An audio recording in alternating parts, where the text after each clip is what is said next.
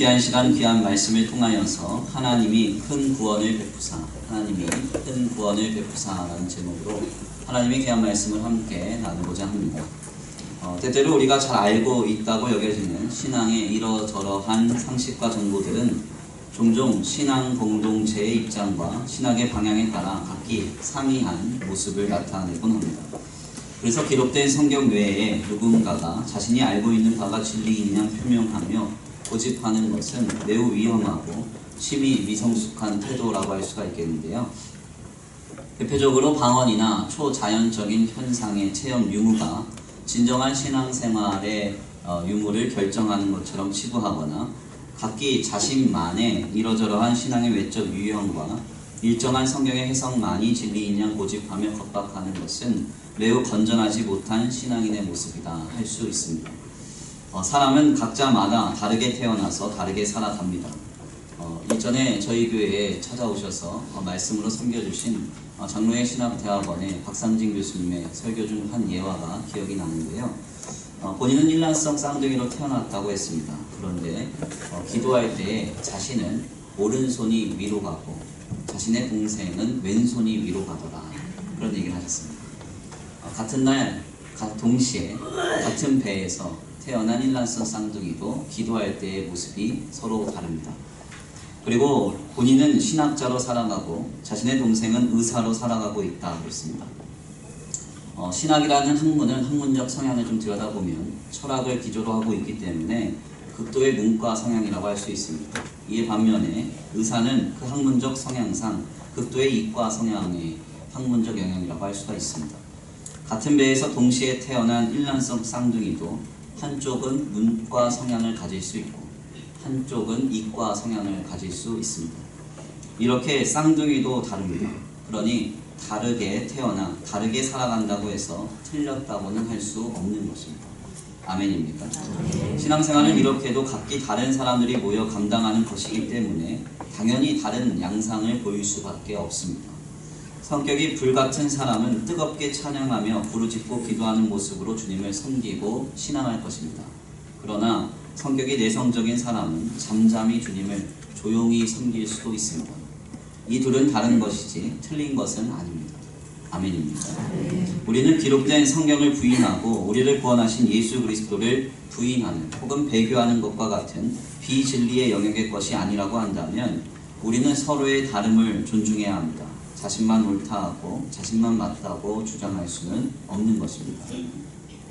제가 이번 주간에 좀 희한한 일 한 가지를 겪었습니다. 제가 이제 늘 가는 운동하러 가는 그 시간이 있는데 헬스장에 가서 늘 이제 그 시간에만 운동을 하는데 늘 저랑 한참 인사하러 다녔었던 분이 운동하는 시간을 바꾸셨던 것 같습니다. 그래서 제가 갑자기 좀 시간이 좀 여러 가지로 어려움이 있어서 시간을 좀 변경해서 운동을 하러 갔더니 그분과 마주쳤습니다. 매우 오랜만에 이제 그분을 본 겁니다. 그분이 저에게 하시는 얘기가 아이고 살이 쭉 빠졌네 이러시더라고요. 그러면서 저한테 덧붙여서 하신다는 말이 아니 무슨 좋은 일 있어요? 저한테 그러더라고요. 네. 제가 이 이야기를 듣고 굉장히 당황했습니다. 왜냐하면 같은 질문을 받을 때 성도님들은 완전히 다르게 저한테 물어보시기 때문입니다. 목사님 왜 이렇게 살이 쭉 빠졌어요? 요즘 어렵습니까? 네. 요즘 힘드세요? 이렇게 물어봐요.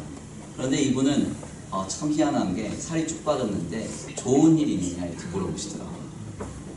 비그리스도인들은 살이 빠지면 무슨 좋은 일이 있는 것으로 이해하나 봅니다. 그런데 우리 성도들은 같은 저의 모습을 보고 살이 빠졌다고 걱정하십니다. 그러면 뭐가 맞는 걸까요? 좋은 일이 있어서 살이 빠진 걸까요? 힘들어서 살이 빠진 걸까요? 둘 다 아닙니다. 관리해서 살 빠진 거예요. 운동하고 적당히 먹었더니 살이 빠집니다. 이건 불변의 진리입니다. 간혹 어떤 분들은 살이 잘 안 빠진다고 하는 분들 계세요. 저희 집에도 꼭 한 명 있는데 누군지는 말씀 못드려요. 그런 소리 하면 안 됩니다. 좋은 일이 있어도 살 안 빠집니다. 힘들어도 살 안 빠집니다. 적당히 먹고 운동해야 살 빠집니다. 아무튼 같은 현장을 보고 같은 것을 경험해도 다 다르게 판단하고 인식합니다. 왜냐하면 우리는 다 다르게 창조되었기 때문에 그렇습니다. 그러므로 우리가 어떠한 내용에 대해서 우리의 주장과 생각을 자꾸 주지하고 관철시킨다는 것은 때때로 위험하고 조심스럽다라고 생각해야 한다는 것입니다. 여기서 더 중요한 점은 실상 우리가 잘 안다고 생각하는 신앙의 지식이 매우 왜곡되거나 잘못된 것일 수 있다는 점 때문에 더더욱 우리는 이 부분에 있어서 주의할 필요가 있습니다. 예를 들면 불과 30여 년 전까지만 하더라도 40년 전쯤 보면 주일에 돈을 쓰면 목회자나 장로가 면직을 당하던 시절이 있었습니다. 그리고 교회당에서 기타나 드럼을 치게 되거나 교회 중직자가 담배나 술, 즉 그러니까 주초를 할 경우에 이단으로 정죄를 당하고 출교당하는 일도 있었습니다. 그래서 실제로 주일에 택시를 탔다는 이유만으로 목회자가 면직을 당하거나 교회에서 어느 청년이 기타를 쳤다는 이유로 심히 정죄를 당하거나 어느 장로님이 포장마차에서 몰래 술을 잡수셨다는 이유만으로 교회에서 출교를 당하는 일이 불과 30여 년 전쯤에 교회에는 항상 있어 왔습니다. 그런데 과연 이것이 신앙적으로 맞는 것일까요? 그렇지 않습니다. 이는 그 당대에 자신만 옳다 하는 사람들이 극도로 자신들만의 지식을 고집하고 생겨난 황당한 일입니다. 건전한 신앙 공동체 중에 오늘날의 교회 현장에서 이렇게 주장하시는 분들은 아무도 없습니다. 이는 때때로 성경의 해석과 구분에 있어서도 적용이 됩니다. 때때로 우리가 알고 있는 성경의 상식이나 내용이 진리가 아닐 수도 있습니다. 예를 들면 몇 주 전에 지난 주일 오후 예배 시간을 통하여 나눈 바와 같이 우리가 잘 알고 있는 십계명의 구분은 일반적인 개신교의 십계명의 구분과 종교개혁자인 루터의 십계명의 구분이 서로 다르다고 우리는 확인했습니다. 우리가 익히 잘 알고 있는 십계명의 구분은 제1계명이 너는 나 외에 다른 신을 두지 말지니라 라고 이렇게 구분됩니다. 그리고 제2계명이 하나님의 형상을 만들지 말라 라고 이렇게 우리는 늘 듣고 알아왔습니다. 그런데 루터는 제1계명과 이 제2계명을 같은 계명으로 봅니다. 그래서 누군가가 십계명의 제3계명이 하나님의 이름을 망령되이 일컫지 말라라고 주장한다면 실상 루터파의 입장에서는 이것은 아니라고 이렇게 말할 수 있습니다. 왜냐하면 하나님의 이름을 망령되이 일컫지 말라라는 계명은 루터파의 입장에서는 제2계명이기 때문에 그렇습니다. 이는 로마 카톨릭의 구분과 매우 비슷해 보입니다. 실제로 로마 카톨릭의 경우 역시도 오늘 우리의 구분대로 제1계명과 제2계명을 하나로 묶고 루터처럼 제3계명인 하나님의 이름을 망령되이 일컫지 말라라는 계명을 제2계명으로 두고 있기 때문입니다. 그러나 로마 카톨릭의 십계명 구분과 루터의 십계명 구분은 또다시 10번째 계명에서 서로 구별됩니다.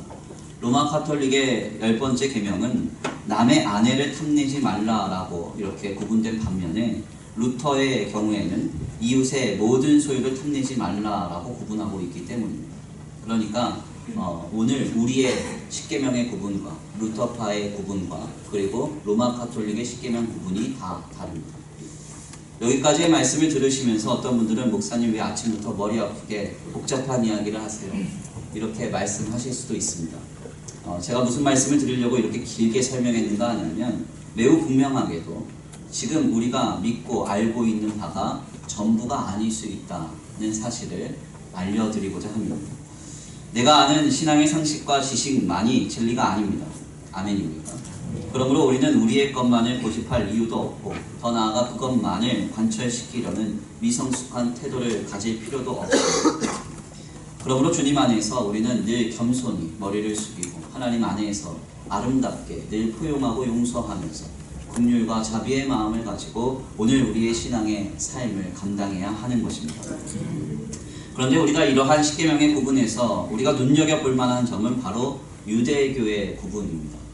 과연 하나님을 가장 먼저 바르게 안 민족으로서 수천 년 동안 오직 유일한 여호와 하나님 한 분만을 섬겨왔던 유대교는 십계명을 어떻게 구분하고 있을까요? 놀랍게도 유대교의 십계명은 제1계명이 우리와 완전히 다릅니다. 유대교의 제1계명은 이렇게 시작됩니다. 나는 너를 애굽 땅에서 종되었던 집에서 인도하여 낸 너희 하나님 여호와로라. 나는 너를 애굽 땅에서 종되었던 집에서 인도하여 낸 너희 하나님 여호와로라. 이것이 바로 유대교의 제1계명입니다. 오늘날 진리인 기독신앙의 기초가 된 유대교의 신앙의 큰 틀인 십계명에 있어서 그 유대교 신앙을 처음 태동케 하는 첫 계명이 시작에 있어서 가장 첫 중요한 시작은 바로 하나님을 아는 것에서부터 시작했습니다. 어떤 하나님을 알아야 합니까? 너를 애굽 땅에서 종되었던 집에서 인도하여 낸 하나님을 알아야 한다. 이것이 바로 신앙의 첫 시작점이라고 유대교는 늘 이스라엘 백성 공동체 가운데 가르쳐 왔던 것입니다. 이 계명에서부터 모든 이스라엘 백성들의 신앙은 태동되었습니다. 특별히 이 말씀에서 중요한 표현은 종되었던 이라는 표현과 너희라는 속격인데요. 본래 하나님은 누구의 것으로 속하시는 분이 아닙니다. 그분은 지존하시며 그리고 스스로 주재하십니다. 자유하십니다. 아멘입니까? 그런데 주님이 친히 우리의 하나님이 되어주셨다는 것입니다. 왜 우리의 하나님이 되어주셨을까요? 바로 종되었던 우리를 건지시기 위해서, 종되었던 우리를 건지시기 위해서 하나님이 너희의 하나님이 되어주셨다고 성경은 말하고 있는 것입니다. 이러한 유대교의 그 계명의 첫 시작점은 실상 우리에게 신앙적으로 시사하는 바가 매우 큽니다. 십계명을 포함하여서 때때로 우리의 신앙생활에 있어 감당해야 하는 모든 신앙의 행위와 삶의 표명은 신앙인들이 스스로 감당하기에 버겁고 어려울 때가 많습니다. 그러나 이 모든 것을 우리가 힘써 감당할 수 있는 이유가 있다는 것입니다. 그 근본적인 힘과 동기의 힘, 그리고 그 근본적인 이유는 바로 고대 이스라엘 백성들이 첫 번째로 가르쳤던 계명에서 우리는 확인합니다. 뭐라고 말씀합니까? 나는 너를 애굽 땅에서 종되었던 집에서 인도하여 낸 너희 하나님 여호와로다. 아멘입니까? 나는 너를 애굽 땅에서 종되었던 집에서 인도하여 낸 너희 하나님 여호와로다. 종되었던 우리를 인도하신 너희의 하나님 되신 그 주님을 경험하고 인식하는 데에서 우리의 신앙생활을 감당할 수 있는 모든 힘과 능력이 시작된다는 것입니다. 우리의 신분과 본질을 바꾸신 우리의 주님을 바라볼 때 더 이상 뒤에 이어지는 각종 신앙의 계명과 감당해야 할 삶의 요소들은 더 이상 짐과 수고가 되지 않습니다. 그러나 하나님 안에서 우리의 신분과 본질을 바꾸신 주님으로 인하여서 신앙생활을 하지 않는다면 모든 신앙생활은 힘과 어려운 수고가 됩니다. 한번 생각을 해보세요. 하나님만 의지하고 신앙하라 라는 계명이 있습니다. 이 계명을 붙들어 보십시오. 세상을 살다 보면 하나님 아니라 의지할 다른 대상이 얼마나 많습니다. 물질이 더 실제적인 것, 사람이 더 의지될 때가 있습니다. 그러나 아니라는 것이죠. 우리가 종 되었을 때 나를 건져내신 나의 하나님만을 바라볼 때 우리는 주님만을 신앙할 수 있는 것입니다. 더 나아가 부모를 공경하라 라는 계명이 있습니다. 우리가 살다 보면 부모를 공경하지 못할 이유가 많습니다. 오죽하면 부모를 제일 무시하는 게 자식들입니다. 하여간 부모에게 제일 교만한 게 자녀입니다. 저도 4살, 7살 아들 둘 키우고 있는데 이것들이 얼마나 저에게 교만이 행하는지 모릅니다. 그래서 언젠가 제가 한번 교육시킬 생각이에요. 너네도 어차피 내 성도가 돼야 돼. 물론 이것은 저에게도 역시 마찬가지입니다. 자녀된 입장에서 부모를 공경하는 것 결코 쉽지 않습니다. 그런데 종되었던 우리를 건져내신 친히 우리의 하나님 되신 주님을 경험하고 바라보면 우리는 충분히 부모를 공경할 수 있습니다. 아멘입니다. 도둑질하지 말라는 계명이 있습니다. 눈만 돌리면 남의 것이 얼마나 많이 들어옵니까? 눈에 들어옵니까? 얼마나 그것을 품고 싶고 갖고 싶습니까? 그런데 이러한 모든 삶의 현장 속에서도 종되었던 나를 건져내신 주님을 바라보아야 합니다. 그러나 우리는 시기와 질투, 각종 탐냄으로부터 해방받을 수 있는 것입니다. 그래서 성도는 우리를 종되었던 데에서 건지사 우리의 것 되어주신 하나님을 바라볼 때 성도는 주님만 믿고 바라며 그리고 아름다운 신앙의 삶을 시작할 수 있습니다. 즉 모든 신앙의 시작은 우리를 종에서 건져내신 우리의 하나님을 바르게 인식하고 경험하는 데서 시작된다는 것입니다. 오늘 본문의 말씀은 바로 이러한 관점에서 우리에게 큰 깨달음을 줍니다. 오늘 본문의 말씀에서 요셉은 계속해서 형들에게 하나님이 하신 일에 관하여 전하고 있습니다. 우리는 이 본문을 지난 수주간 한 절 한 절 상고해 가면서 오늘 우리에게 말씀하시는 우리의 신앙과 우리의 삶 그리고 우리의 교회에 대한 거룩한 도전을 발견하였습니다. 특별히 우리는 오늘 본문의 말씀을 통해서 이 모든 것을 가능하게 하는 그 신앙의 근본적인 원동력을 확인합니다. 그것이 무엇입니까? 오늘 본문 말씀 7절에서 8절입니다. 오늘 본문 말씀 7절에서 8절 다 같이 함께 공독해 올립니다. 시작. 하나님이 큰 구원으로 당신들의 생명을 보존하고 당신들의 후손을 세상에 주시려고 나를 당신들보다 먼저 보내셨나니 그런즉 나를 이리로 보낸 이는 당신들이 아니요 하나님이시라. 하나님이 나를 바로에게 아버지로 삼으시고 그 온 집의 주로 삼으시며 애굽 온 땅의 통치자로 삼으셨나이다. 아멘. 오늘 본문 말씀에 따르면 요셉은 하나님께서 하신 일에 관하여 하나님의 큰 구원이라고 표현하면서 주님이 자신에게 이루신 큰 일에 대한 구체적인 증언을 8절을 통해서 말하고 있습니다. 7절 말씀에서 크다라고 표현된 히브리말 가돌은 하나님이 이루신 구원에 대한 큰 강조의 표현이라고 할 수가 있는데요.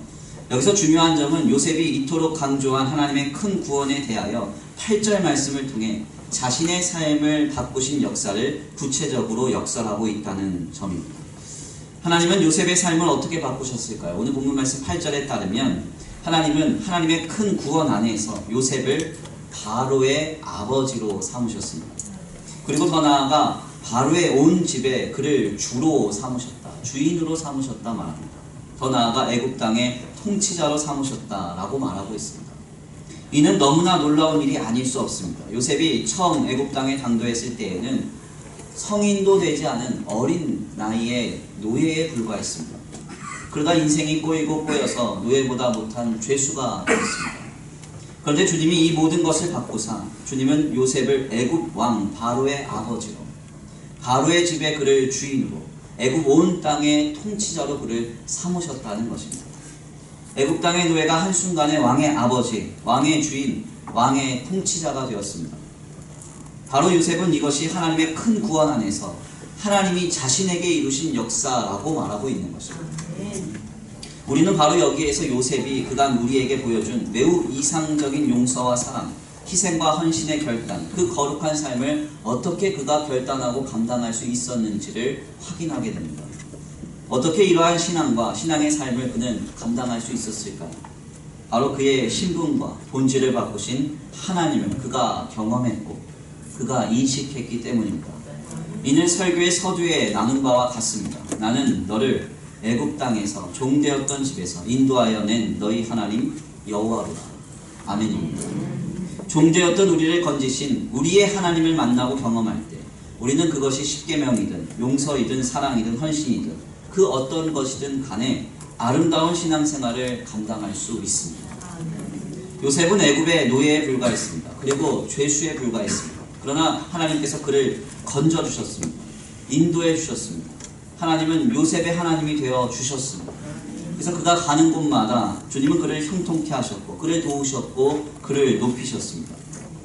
그의 신분과 본질을 주님이 바꿔 주신 것입니다. 이 주님과 주님의 역사를 경험한 요셉이 이제 더 이상 용서 못할 사람이 누가 있겠습니까? 더 이상 사랑하지 못할 사람이 누가 있겠습니까? 더 이상 희생하지 못할 일이 무엇이 있겠습니까?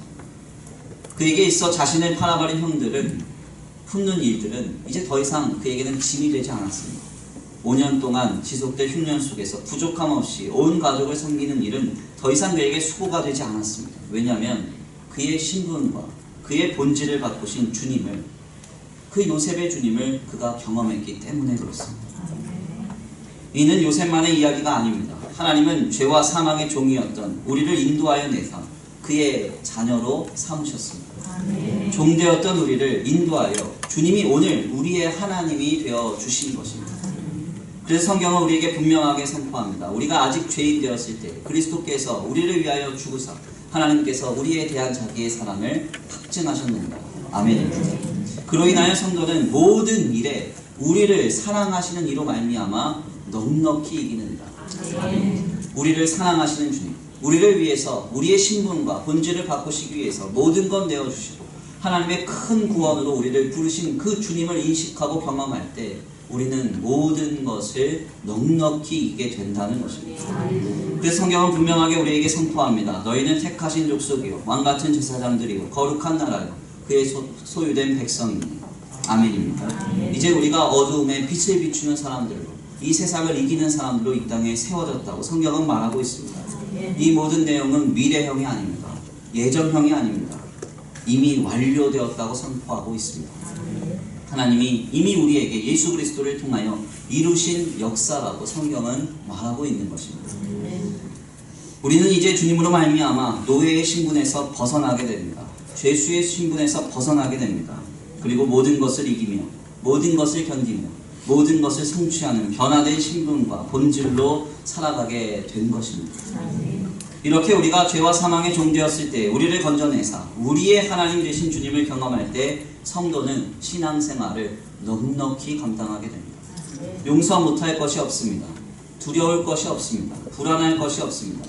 사랑하지 못할 것이 없고 희생하지 못할 것이 없는 것입니다.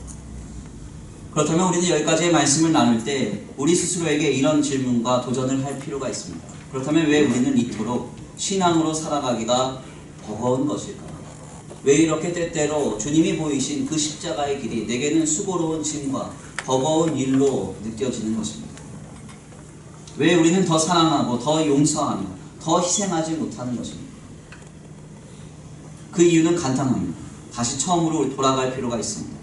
나는 너를 애굽 땅에서 종되었던 집에서 인도하여 낸 너희 하나님 여호와로라. 이것은 첫 번째 계명이자 우리의 신앙의 출발점입니다. 우리가 우리를 종되었던 데에서 건져내신 우리의 하나님 되신 주님을 바르게 경험하고 그 주님을 실제적으로 인식하지 못했기 때문에 또한 친히 나의 하나님 되신 주님을 실제적으로 경험하고 있지 못하기 때문에 우리는 지금 우리의 신앙생활의 모든 것들이 버겁고 힘든 것입니다. 수고와 짐처럼 여겨지는 것입니다. 쉽게 말씀드리자면 안 되는 게 아니라 못하는 것입니다. 주님을 인식하고 주님을 만나야만이 이 길을 갈 수 있습니다. 일전에 손양원 목사님의 일화를 읽었던 기억이 있습니다. 그 일화에서 손양원 목사님은 그분의 딸인 손동희 권사님과 다투고 있었습니다. 어린 손동희 권사님이 아버지에겐 마구 따집니다. 아니 왜 우리가 우리 오빠들을 죽인 사람을 우리가 양자로 돌봐야 하느냐, 왜 우리만 이렇게 살아야 하느냐, 그렇게 막 따졌습니다. 그때마다 늘상 손양원 목사님은 딸에게 이렇게 말씀하셨다고 전해집니다. 얘야, 그런 말 하지 말아라. 나를 위해 십자가를 지시고 나를 하나님의 자녀 삼으신 주님 앞에서 어찌 그런 말을 할 수 있느냐. 두 오빠는 천국에 갔으나 두 오빠를 죽인 자는 지옥에 갈 것이 분명한데 내 전도하는 자로서 지옥 가는 그를 보고만 있으란 말입니다. 늘 이렇게 자신의 딸을 달랬다고 전해집니다. 손양원 목사님은 자신을 자녀 삼으신 하나님의 역사 앞에서 도저히 품을 수 없는 원수조차 양자로 삼으실 수 있었던 것입니다. 살아있는 순교자로 불리는 안인숙 사모님의 책인 죽으면 죽으리라라는 책에 보면 수년간의 옥고를 다룬 장면이 있습니다. 그 당대의 형무소가 얼마나 비참했는지, 또 겨울에는 또 얼마나 추웠는지, 몸이 너무너무 추워서 그냥 척추가 자연스럽게 꺾여져서 굳어져 버리는 그런 어떤 비참한 순간에, 더 나아가 영양실 쪽까지 찾아와서 손톱이 다 빠지고 머리카락이 다 빠지는 상황 속에서 이 사모님은 단 한 번도 자신의 상황과 형편이 수치스러워 울어봤던 적이 없다고 고백했습니다. 다만 나를 위하여 십자가를 지시고 나를 자녀 삼으신 주님의 은혜가 너무나 감사해서 날마다 울었다고 기록했습니다. 울고 또 울다가 겨울에는 눈이 부르터서 고름으로 딱 붙어버릴 때까지 날마다 주님 앞에 감사해 울면서 그 옥중 생활을 견뎠다고 전하고 있습니다. 한국의 대표적인 순교자인 주기철 목사님은 수차례의 투옥과 가족들이 길바닥에 내던지는 현장 속에서도 결코 신사참배를 할 수 없었다고 했습니다. 그렇게 비참했던 세월 속에 잠시 나와 마지막으로 장대현교회에서 설교하실 때 이렇게 말씀하셨습니다. 주님은 나를 위하여 십자가에 달리셨습니다. 머리에 가시관을 쓰시고 두 손과 두 발에 쇠못이 찍혀져 최후의 피 한 방울까지도 다 쏟으셨습니다. 주님, 나를 위하여 죽으셨거늘 내 어찌 죽음을 무서워하겠습니까? 주님이 나를 위하여 피를 흘리시고 나를 하나님의 자녀 삼으시고 자신의 신분과 본질을 바꾸신 그 역사 앞에서 죽음의 고통의 터널 또한 담대히 걸어가셨던 것입니다. 오늘날 무엇이 우리로 하여금 오늘의 고단한 삶의 현장 속에서 신실한 신앙으로 살아가게 할 수 있을까요? 때때로의 다가오는 시련과 고통, 고난이 닥쳐올 때 내 뜻이 꺾여지고 내 감정이 상하고 내 마음이 불편한 그런 모든 현장 속에서 무엇으로 우리는 지금을 믿음으로 살아갈 수 있겠습니까? 다른 것으로는 불가능합니다.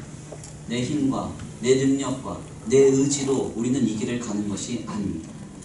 지금 나를 구원하사 내 신분과 본질을 바꾸신 그 역사를 실제적으로 경험해야 하고 인식해야 하고 이 하나님의 큰 구원에 대한 감격과 은혜가 있어야 지금 우리의 신앙생활이 짐과 수고가 되지 않습니다.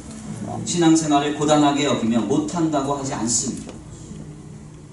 하나님의 큰 구원 속에서 나를 죄와 사망의 비참 가운데 놓여져 있던 나를 건지사 하나님의 자녀로 삼으사 우리의 신분과 본질을 바꾸신 그 주님의 역사를 바라볼 때 다만 모든 것을 자유로움과 자연스러움 속에서 기쁨과 평안 가운데 걸어갈 수 있는 것입니다.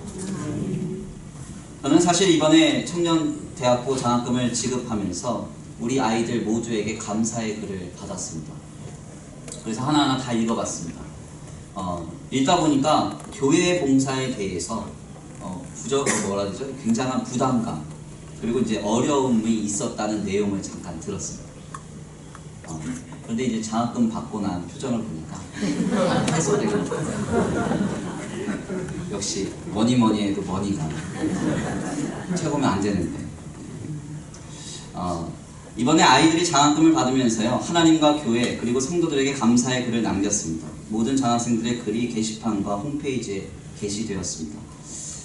특별히 저는 오늘 대표로 발표한 우리 형제의 감사의 글 서두에 굉장히 큰 은혜를 받았습니다. 그 시작이 이렇게 시작됐습니다. 먼저 눈앞이 캄캄한 세상 속에서 살아가는 저를 빛으로 인도해 주시고 자녀로 품어주시는 것에 하나님께 감사 기도를 올려드립니다. 감동이 없으시나요? 너무 감격스럽지 않습니까?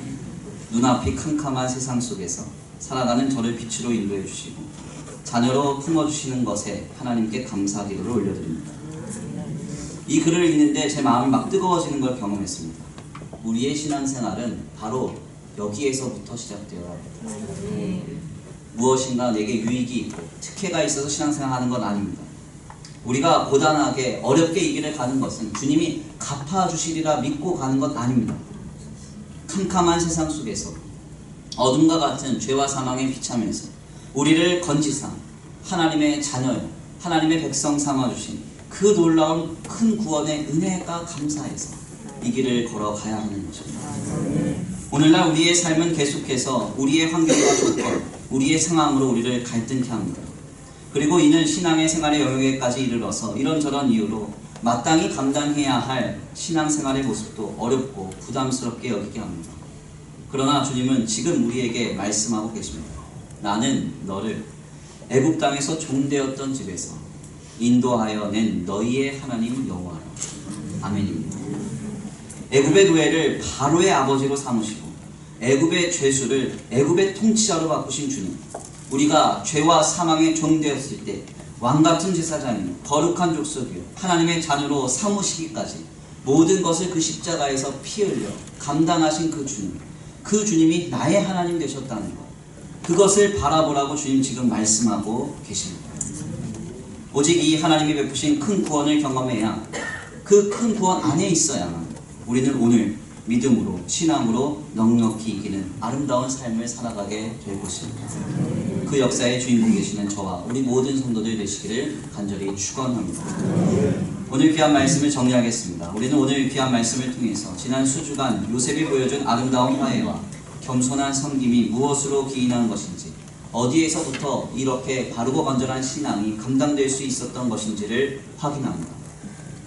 요셉은 하나님의 큰 구원 안에서 자신의 신분과 본질을 바꾸사 노예에서 바로의 주인으로, 죄수에서 애굽의 통치자로 세우신 주님을 경험하였기 때문에 그토록 어려운 화해와 섬김을 감당할 수 있었습니다. 때때로 우리의 신앙생활은 매우 고단하며 버겁습니다. 실상 누군가에게는 너무나 이상적인 것으로 보이고 더 나아가 미련스럽게까지 보이기도 한 길입니다. 그러나 우리가 이 신앙의 길을 넉넉히 그리고 마땅히 감당할 수 있는 이유는 한 가지입니다. 지금 죄와 사망에 종되었던 우리를 왕같은 제사장, 거룩한 족속이요 하나님의 자녀들의 권세로 살아가게 이루어 놓으신 하나님이 나의 하나님이 되셨기 때문입니다. 그러므로 우리는 세상이 보기에 이상적이며 미련스럽게 보이는 이 신앙의 길도 기쁨과 평안 가운데 감당할 수 있는 것입니다. 지난 주간에 선교 후원 문제로 잠시 유해석 선교사님께서 교회에 방문해 주셨습니다. 목회의 유익과 선교의 비전에 관해서 이런저런 이야기를 좀 나누다가 선교사님께서 제게 하신 말씀이 제 마음에 깊이 남아서 큰 울림이 되었습니다. 선교사님이 제게 이런 말씀 하시더라고요. 목사님, 본래 기독교는 영원히 살 나라를 바라보고 이 땅에서의 삶을 가볍게 살아야 하는 것입니다. 그런데 어찌된 일인지 오늘날 한국 기독교는 영원히 살 나라를 바라보지 않고 이 땅에서의 삶에만 몰입되어 있습니다. 대체 이게 어떤 영문일까요? 저에게 물으십니다. 세상이 우리에게 보여주는 이 땅에서의 삶의 이상은 때때로 달콤하며 편합니다. 이에 반하여 신앙의 삶은 버겁고 고단한 길인 것처럼 보입니다. 그러나 지금 우리는 이 신앙의 길에 서 있고 지금 이 신앙의 길을 가야만 합니다. 왜냐하면 이 길에만, 여기에만 생명이 있기 때문입니다. 어떻게 끝까지 이 길을 갈 수 있을까요? 세상의 이러저러한 유혹과 여러 가지 어려운 상황 속에서 우리는 어떻게 이 길을 신실히 감당할 수 있을까요? 요셉처럼 지금 우리의 신분과 본질을 바꾸신 주님을 만나야만 합니다. 경험해야 합니다. 하나님의 큰 구원 안에서 변화받은 나를 인식하는 은혜가 나를 사로잡아야만 합니다. 하나님 베풀어 주신 큰 구원의 감격으로 끝까지 바르고 건전하며 신실하게 주님만을 신앙할 수 있는 저와 우리 교회의 모든 성도들 되시기를 간절히 축원합니다. 우리 이 시간 귀한 말씀 붙들고 기도 올려드립니다. 다같이 찬양으로 결단하시겠는데요. 보라, 너희는 두려워 말고, 보라, 너희는 지치지 말고, 너희를 인도한 나를 보라, 너희를 구원한 나를 보라. 이 시간 우리에게 말씀하시는 주님을 만나기를 원합니다. 하나님, 그렇습니다. 세상을 보며 사람을 볼 때 우리는 때때로 두렵습니다. 버겁고 지칩니다. 하나님, 그러나 주님 말씀하십니다. 너희를 구원한 내가 있다고. 우리의 신분과 본질을 바꾸신 주님이 계신다. 주님 우리에게 지금 말씀하고 계십니다. 죄와 사망의 종되었던 우리를 아버지 주님께서 바꾸사 하나님의 놀라운 은혜 가운데 왕같은 제사장으로 거룩한 족속으로 하나님의 자녀로 삼으신 줄 믿습니다. 우리는 그러므로 더 이상 지치지 않으며 두려워하지 않으며 이제 모든 것을 견디고 참으며 또한 바라고 믿으며 넉넉하게 나를 사랑하시는 이로 말미암아 이기는 삶이 시작된 줄 믿습니다. 하나님, 이 삶을 우리가 살아내게 하여 주옵소서. 신앙으로 믿음으로 견고히 세워져 가게 하여 주시옵소서. 우리 이 시간 결단하고 소원하시면서 귀한 말씀 붙들고 주여 한번 부르시고 통성으로 기도 올려드리겠습니다. 보라, 너희는 두려워 말고,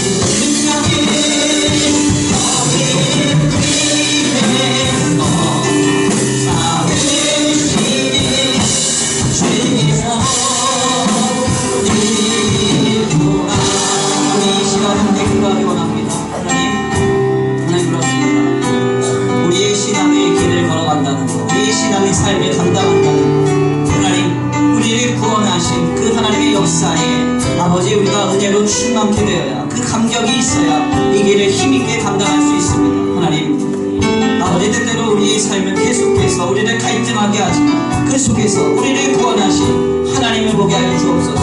우리의 신분과 본질을 바꾸신 하나님의 큰 구원을 바라보게 하여 주시옵소서.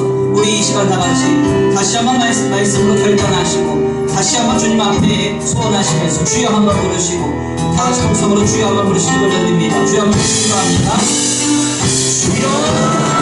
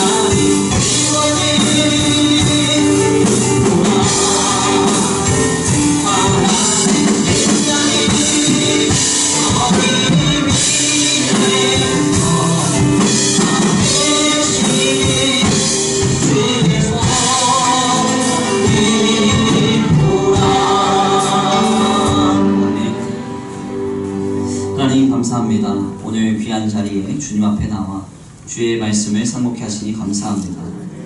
요셉이 보여준 너무나 아름답고 이상적인 신앙의 모습은 그를 바꾸시고 그의 신분과 본질을 새롭게 하신 주님의 역사 안에서 그가 감당한 것임을 깨닫습니다.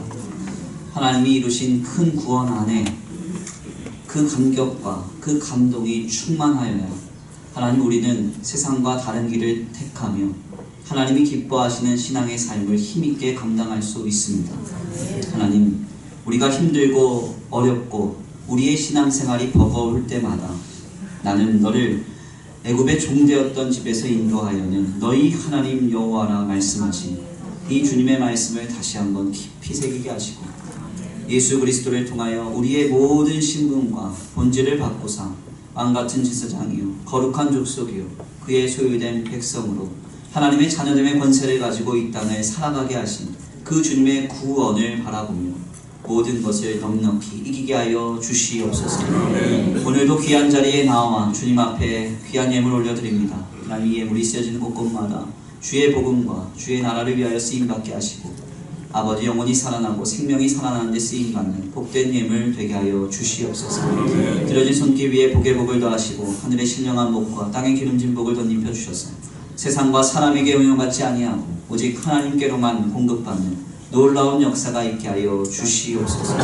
이삭이 그랄 땅에서 100배의 결실을 얻었던 놀라운 복과 은혜가 더해질 줄 믿고 감사함을 올려 드리오며 사랑과 은혜가 많으신 우리 주 예수 그리스도의 이름으로 감사하며 기도 올려 드립니다.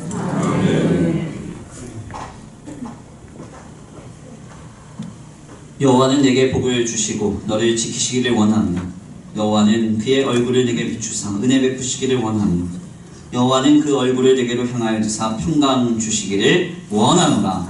아멘.